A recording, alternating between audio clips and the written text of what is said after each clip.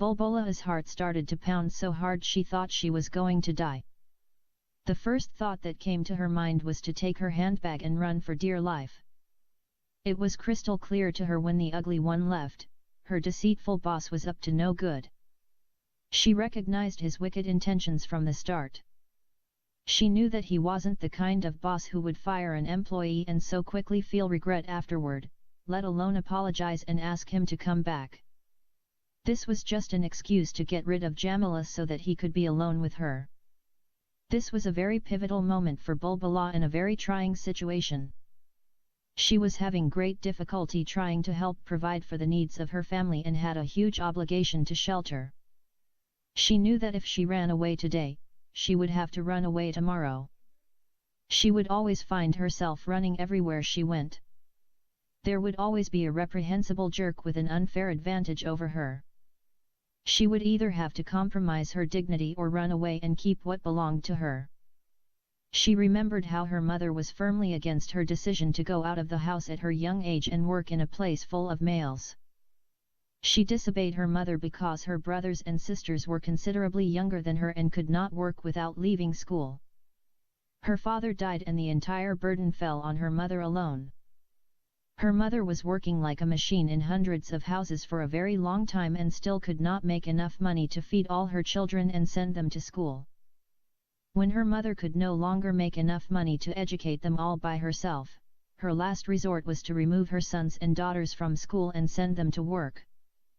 At that time, Bulbula had completed grade 9 and she knew how to read and write. She asked her mother to allow her brothers and sisters to continue their education and she volunteered to work with her so they could have extra income to meet the family's needs.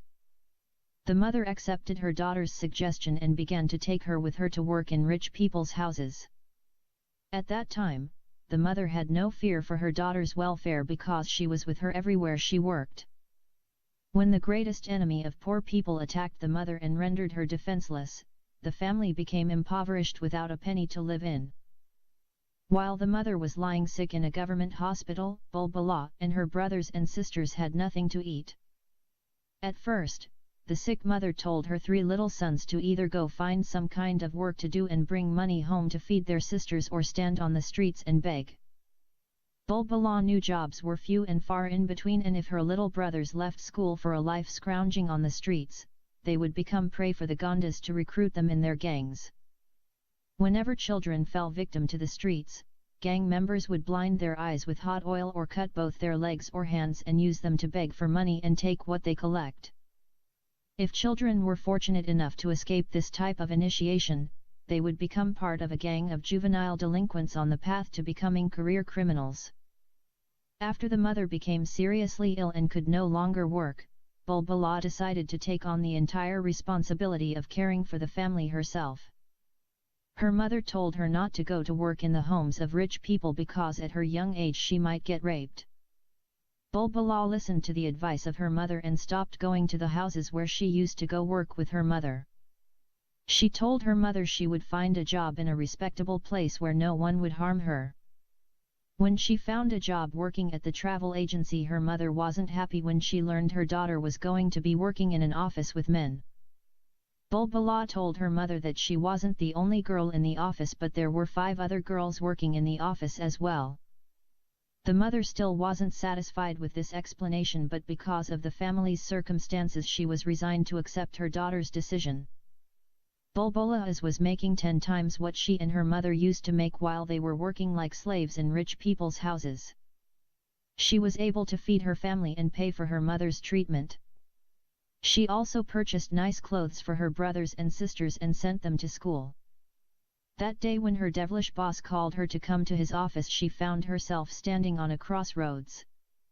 She had either to run away and protect her honor or stay and give in to what he wanted and continue to work and feed her family. Bulbula chose to sacrifice her honor for the sake of her family. Babakir Al-Awar was another unfortunate employee. He had a really tough time before he came to work for the travel agency. His cousin's brother had sponsored his education a little over a year by sending Babakir money every month for him to study in India. The cousin used to work in the rich Gulf country of Kuwait. After Saddam Hussein's troops invaded that Arab country, the cousin, like many foreigners, ran for their lives and returned to Sudan. He left behind everything he had earned during his years of employment in the country. After he lost his job and returned to his homeland, he was no longer able to send money to his cousin anymore. He wrote a letter to Babakir and told him to forget about continuing his education in India and return to Sudan. Babakir had already finished 1 year and had 2 years left before he could graduate and earn a university degree in business administration. Babakir knew it would be a disgrace to his people for him to return to Sudan without a university degree. At least with a degree in English medium he could find a good job in one of the rich Gulf countries and make a good fortune. After his cousin's brother lost his job and returned to Sudan, Babakir found himself at a loss as to what to do.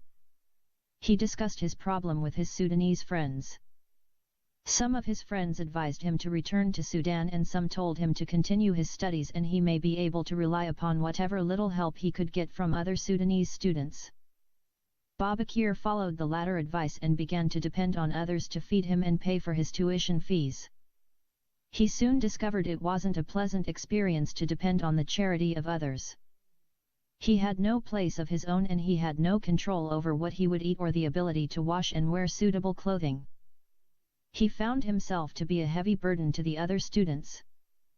Sometimes some of the Sudanese students rebuked him for not caring for his own financial needs and always asking for food.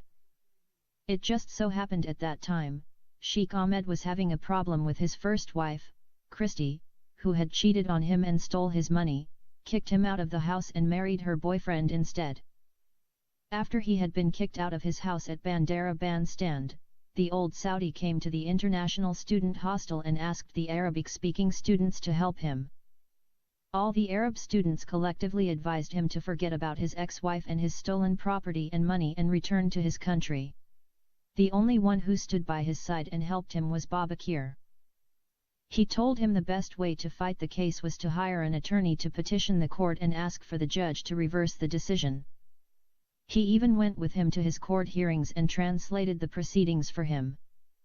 At this fork in the road, a kind of mutual friendship between Babakir and Sheikh Ahmed commenced.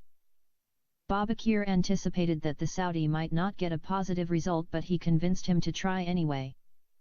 Sheikh Ahmed came to know about Babakir's problem and hence helped him to get a job with his client, Muhammad Khan. In fact, Sheikh Ahmed and Mr. Khan knew each other since the time Muhammad used to work for Ahmed as a driver in the Kingdom of Saudi Arabia. For 12 months, Babakir worked as a translator and clerk at Muhammad Tours and Travels. He was now able to pay for his tuition fees, hostel, and he was able to eat whatever he wanted to eat and dress the way he wanted to look. Not surprisingly, when he was caught lying about the missing maidservant and was fired by his atrocious boss, his troubles started all over again. He still had 1 more year to study in India before he could graduate from Bombay University. On the day, Muhammad humiliated him in front of all the employees. It was too much for him to bear. After being insulted, spat upon and kicked out of the office, Babakir felt like a complete failure. He went and sat on the seashore all alone by himself. He wept so much and wondered why life for him had to be so hard. He did not want to go back to begging his Sudanese friends for food or to help him with his tuition and expenses, but he also wanted to continue his education and return to his country as an educated man. What troubled his heart most of all was he would not be able to see his Indian girlfriend whom he loved, but she did not love him. Jamila deliberately had led him on to believe she loved him too. He, being confused and misguided, asked himself many times, "She never says she loves me, and if she doesn't love me, why does she keep accepting my gifts and other things?" Because he had only one eye and because of the color of his skin, Babakir knew inside he would not be able to get a good-looking Indian girlfriend. The artificial affection he felt by buying her love gave him some measure of emotional satisfaction to at least hope he could one day marry her. And so, he continued to show her how much he loved her by buying her things. Whenever he bought her food or costly gifts, Jamila flattered him with flowery talk and grinned a big crocodile smile. After he was called a fucking lying slave, an ugly black Negro and son of a bitch and kicked out of the office, he concluded that he had lost his most beloved along with his source of income and dignity. He felt ashamed in front of her and the other employees and felt as though his life had come to an end. He even contemplated suicide, but the fear of dying a miserable death and landing in hellfire prevented him from taking his own life. As her boss had instructed her, Jamila went to the international student hostel and asked the whereabouts of Babakir. His Sudanese friends told her that Babakir had gone to work. Jamila told his friends Babakir had gotten fired from his job, but the boss changed his mind and wanted him to come back. His friends told her he had not returned to his room at the hostel. Jamila left the hostel and decided to return to the office and inform her boss she was unable to locate him. When she reached the bus stop, she sighted someone that looked like Babakir sitting across the street on the seashore. She crossed the street to see if it was indeed him, and it was. She tapped him on the shoulder and called him by his name. Shocked and overwhelmed by the vision standing before him, Babakir thought he was dreaming and his heart could not believe what he was seeing. This was the biggest surprise of his life. He thanked Allah for this blessing, and his deep sadness turned into tears of joy when standing right in front of him his dearly loved Indian girl. Jamila did not tell him immediately why she came looking for him. She never failed to use an opportunity to take advantage of him, and she was hungry and wanted something to eat. Wherefore, the ugly, selfish girl requested Babakir take her to a local restaurant because she had something very important to tell him. Babakir became overjoyed and thought his Jamila had at last decided to reveal her love for him. With heart bubbling with love, the Sudanese boy took his one-sided love to the ferry restaurant and ordered her whatever she wanted to eat. Her deceiving heart did not tell him the good news until he filled her stomach with food, sweet dish, ice cream, tea, and coffee. While consuming her food, Jamila babbled the good news. She talked rapidly and continuously in a foolish, excited, and incomprehensible way.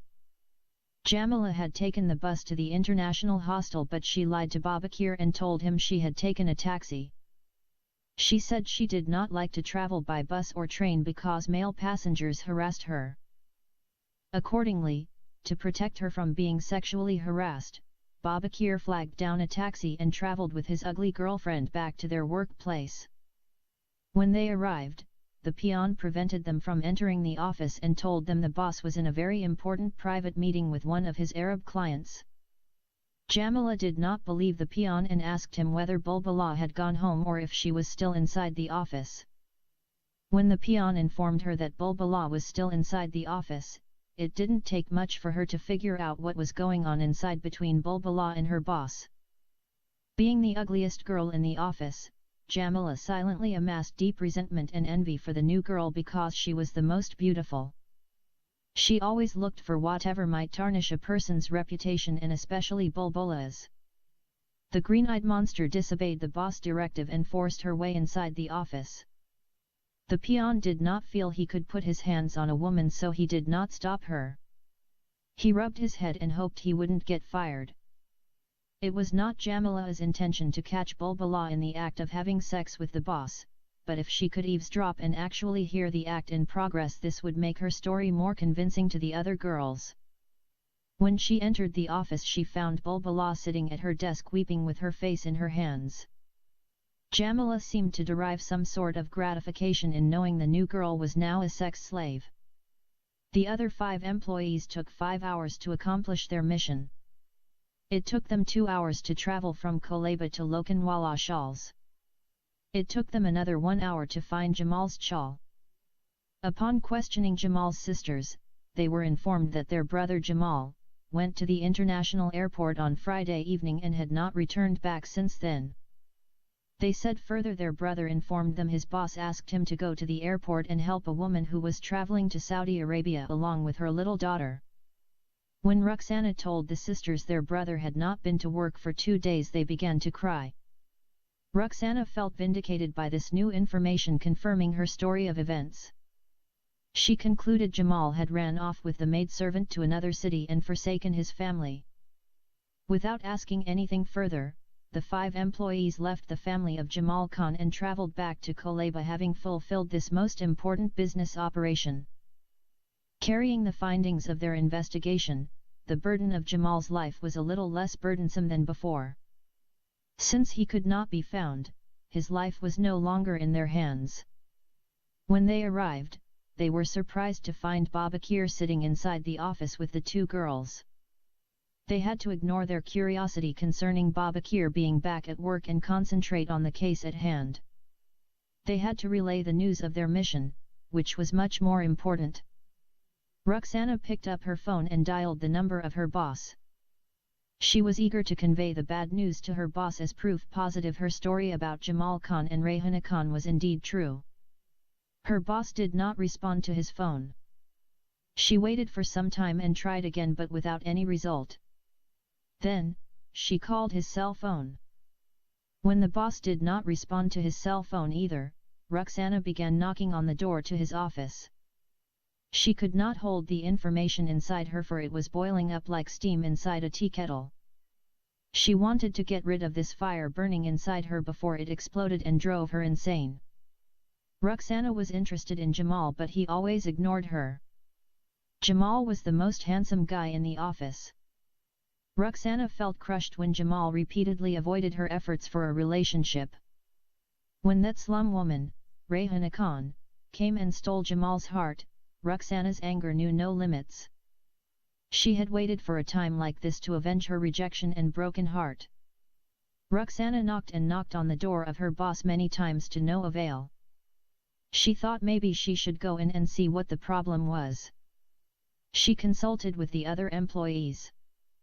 Some warned her about the danger of venturing inside the boss' office without his permission. Nonetheless, Tahira supported her decision to go in and promised to go with her. Ruxana went back to the boss' office and started to turn the knob on his door. She gently pushed on the door and it began to sway open, creaking on its hinges. She cautiously walked inside her boss' office and Tahira was a snail's pace right behind her. They could not believe their eyes. The boss was sleeping on top of a table in his office and half naked. He was lying there like he was dead without his shirt, trousers, and shoes. He was only in his underwear. There was a strong odor of alcohol that made it apparent the reason behind this strange and debauched behavior. He had never drunk before in the office. He had never slept before inside his office. He had never removed his clothing to such an extent, and this was by far a new level of unholiness. Ruxana and Tahira could not believe their eyes and were totally dumbfounded by this despicable view of vulgarity. They went and summoned all the other employees to come quickly and showed them the state of raunchiness their boss was lying in. The 8 employees then decided to conduct a group meeting and discuss what they should do about this. Should they leave him sleeping in the office and just go home, or should they try to wake him up? The majority of the group supported the decision to try and wake him up. Ruxana shook him lightly at first to rouse him, but this did not work. The others joined in shaking him more aggressively, but he continued in deep slumber. For a moment they believed no one could possibly sleep that soundly unless maybe he was dead. They rapidly dismissed this notion as an improbability, since he was snoring so loudly they thought he was in hell being tortured for his sins. Jamila suggested that they should throw a bucket of cold water on him or slap him in the face. The other employees completely rejected these propositions for fear he might wake up and fire all of them. Finally, when there was nothing else left they could do to awaken him, the employees left him to hibernate overnight in his hideousness. It was more than 1 hour after closing hours when they came to a meeting of minds and determined each one of them should leave and go to their separate homes, and maybe in the morning this will have all been a bad dream. Muhammad slept throughout the night.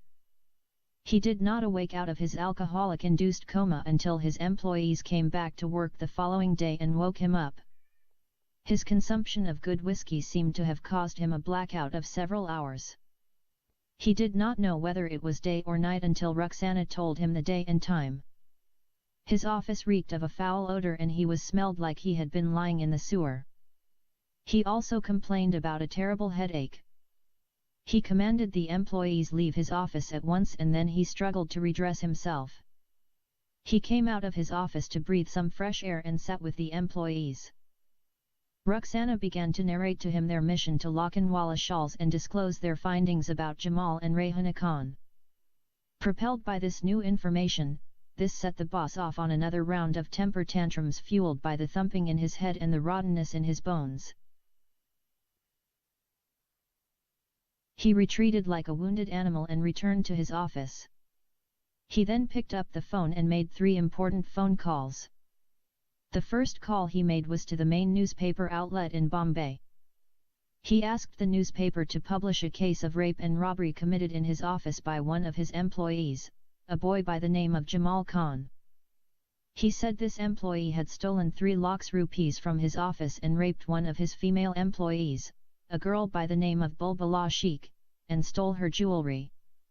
He claimed further that Jamal Khan had stolen visas, tickets, and passports of one of his female clients. The client was supposed to fly to Saudi Arabia, but her documents were stolen by Jamal Khan. Then, Muhammad Khan promised to pay 10,000 rupees as a reward to the person that provided information leading to the whereabouts of Jamal Khan to him personally or to the nearest police station. After requesting this service announcement be made public, the despicable canine called the police and reported the same alleged case of rape and robbery in which he implicated the same employee. To make the complaint valid, as a good citizen of the community, he was willing to assure a bounty of 10,000 rupees to anyone that could provide information in locating this criminal wherever he may be found. Lastly, Muhammad called a notorious Muslim Gunda who usually did his dirty work and promised to pay him 15,000 rupees if he would find Jamal Khan and bring him to his office in fetters and chains. After making these most essential calls, the Purana came out of his office and ordered his 8 employees to go clean up the mess made from his previous day of gluttony.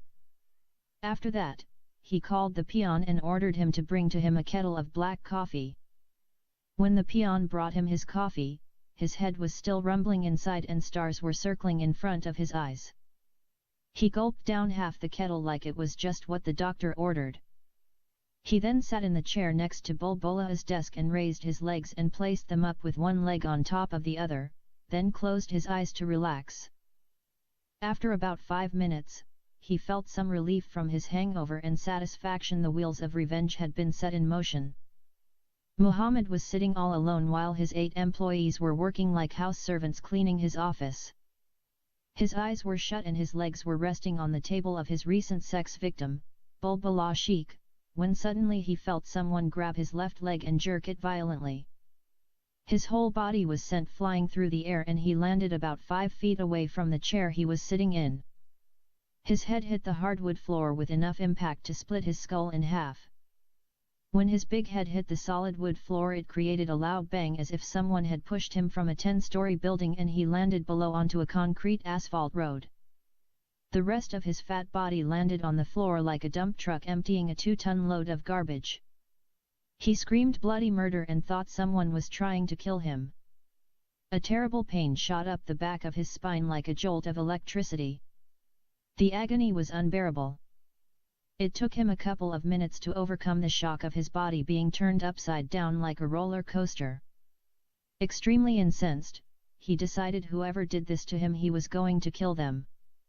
He forced his old rustic body to stand up and scramble to his feet.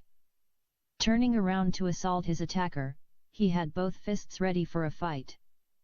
His assailant, however, was more than prepared for a counterattack. Muhammad stopped his fist midway when he saw pointing in his face a black revolver. "Police Inspector, Guru Aurobindo Shankaracharya," said the aggressor, waving his police identification card in his left hand while holding his revolver in his right hand. "Muhammad Khan, you're under arrest."